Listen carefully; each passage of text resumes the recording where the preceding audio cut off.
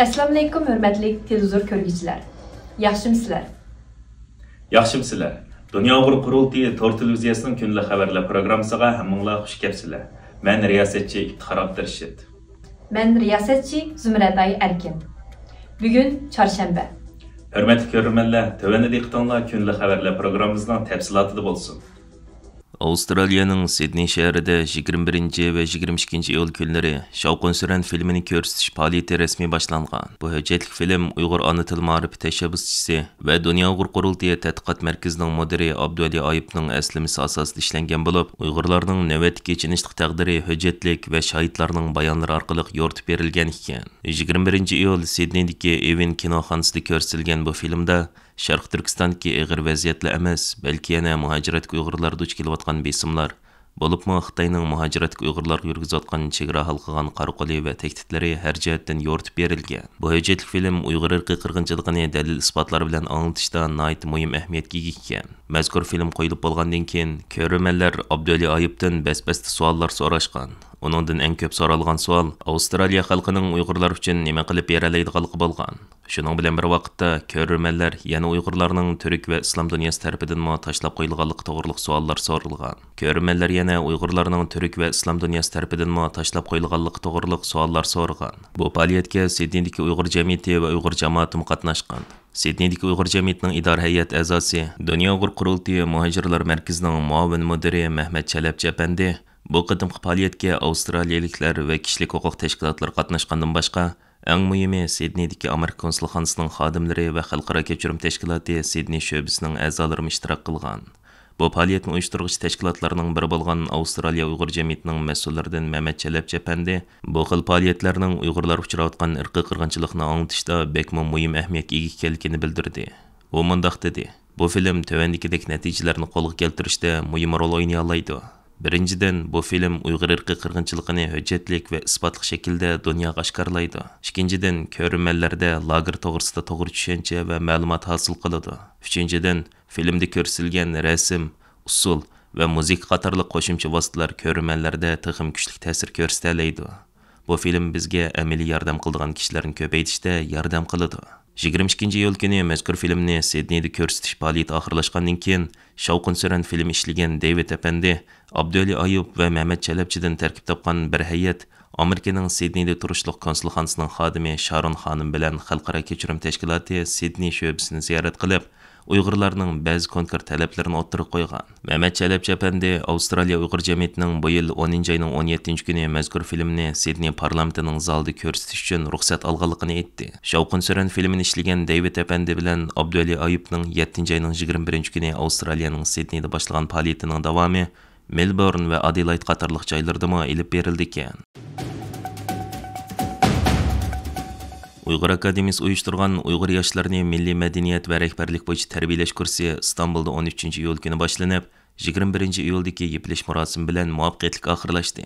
Yepilish marosimiga tabrik xati yo'llagan Dunyo Uyg'ur Qurultayining oliy maslahatchisi, Uyg'ur Akademiyasining raisi, shundaqla dorigarlik olimi Dr. Rishad Abbos bu kursga qatnashib, o'quvchilarga leksiya bergan o'qituvchilarga, mutaxassislarga va 9 kunlik Uyg'ur yoshlarini milliy madaniyat va rahbarlik bo'yicha tarbiyalash kursini qo'llab-quvvatlagan har qaysi tashkilot, organ va shaxslarga tashakkur etdi. Dr. Rishad Abbosning tabrik xatini Uyg'ur Akademiyasi vaqfisining raisi Dr. Mag'firat Kamal xonim yepilish marosimida o'qib o'tdi. U tabrik xatida Uyg'ur yoshlariga xitob qilib mundaq dedi: "Uyg'ur irqiy qirg'inchiligi davomlashayotgan mushundaq jiddiy bir paytda muhojiratga Uyg'ur tili va madaniyatini qo'g'dab qilish va davomlashtirish har bir Uyg'urning bosh tortib bo'lmas burchi va vazifasidir. Buning uchun yoshlarning yetakchilik rolini joriy qildirish va ularni tarbiyalash bizning qiladigan muhim vazifalarimizdan biri. Sizlar yoshlar bizning kelgusimiz va izbosarlarimiz.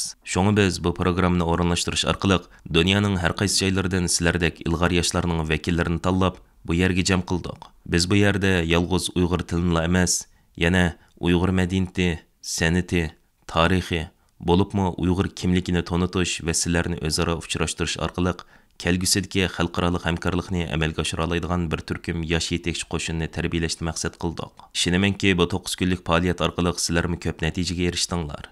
Sizlar qaytgandan keyin o'zinglar turishliq davlatlardagi ona til maktablari, Uyg'ur jamoati va atrofinglardagi yoshlarga bu kurs jarayonida o'rganganinglar to'g'risida doklad berishinglarni va o'zinglarga o'xshash yoshlarni tashkillab, birlikdə Uyğur tili, mədəniyyəti və tarixini öyrəniş mühiti hazırlashinglarni, ham shundaqla Uyğur kimligimizni qo'g'dashni davomlashtirish uchun yetakchilik o'ringa o'tib, yoshlarni tashkillashinglarni va bu to'g'risida davomliq izlanib, vatan va millat uchun xizmat qilishinglarni chin dilimdan umid qilaman. Yepilish marosimida Amerika Tinchlik instituti qarmog'idagi Uyg'ur madaniyatini saqlab qolish programmasining mas'uli Rizvongul Nurmamat xonim so'z qilib, Amerika Tinchlik institutining Uyg'ur tili va madaniyatini saqlab qolish turlarini qo'llayotganligini, o'tgan yildan buyon Uyg'ur akademiyasining ona til va milliy madaniyatni qo'g'dashni maqsad qilgan muhokama yig'inlari va yoshlarni ona til va milliy madaniyat bo'yicha tarbiyalash kursiga o'xshash turlarga yordamda bo'lib, yaxshi natijalarni qo'lga keltirganligini, buningdan keyinmi bu turdagi xizmatlarni qo'llash kerakligi haqida to'xtaldi.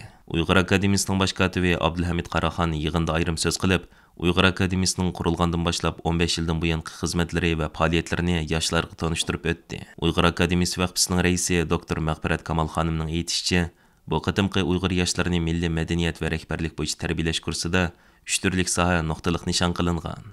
Bular Uyg'ur ona tili va adabiyoti, milliy madaniyati va rahbarlik ham yetakchilik qobiliyatini o'stirishga aloqador bilimlar uchun mutaxassislar taklif qilinib, leksiya o'rinlashtirilgan. Yepilish marosimida Uyg'ur yoshlarini milliy madaniyat va rahbarlik bo'yicha tarbiyalash kursida leksiya bergan o'qituvchilar so'z qilib, o'zlarining bu kursdan olgan ta'sirotlarini so'zlab o'tdi va o'quvchilarga Uyg'urlarga munosabatlik muhim nuqtalarni ta'kidlab o'tdi. Egallanishicha, bu kursga Amerika, Kanada, Avstraliya, Yaponiya, Qozog'iston, Qirg'iziston, O'zbekiston va Turkiya qatorliq dunyoning o'xshamagan joylarida yashayotgan Uyg'ur yoshlaridan 42 nafar o'quvchi qatnashgan.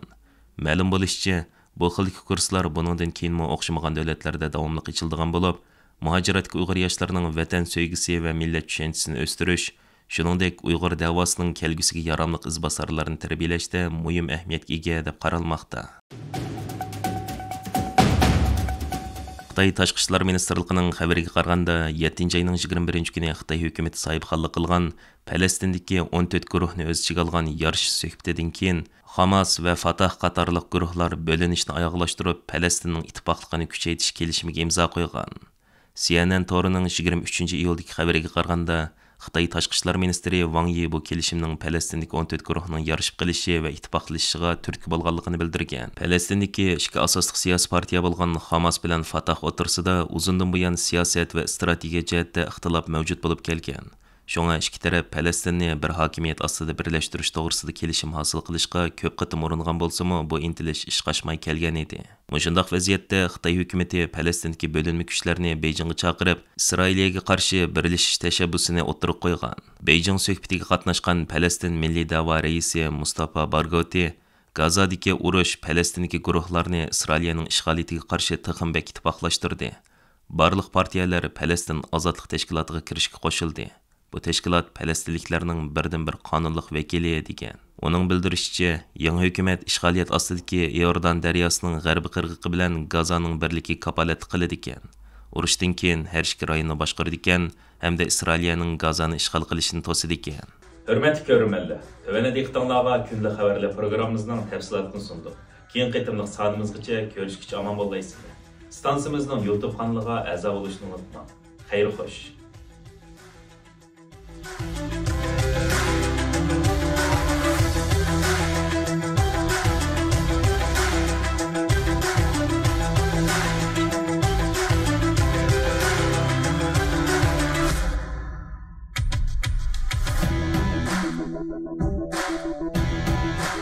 Jungle.